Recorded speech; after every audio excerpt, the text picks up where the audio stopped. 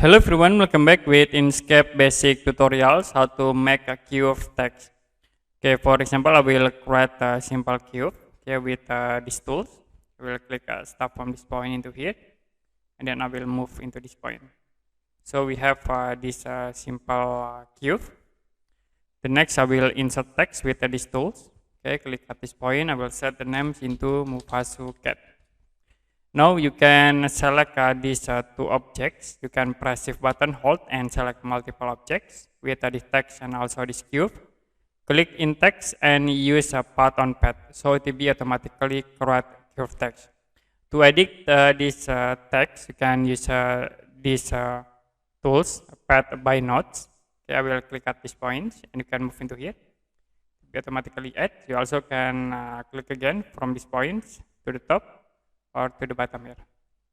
So very easy for you to create this cube text. If you want to delete this cube, you can select only cube objects. Okay, you can click here, select this cube. And the next you can press shift button, hold, and click this X icon. So it will be automatically deleted.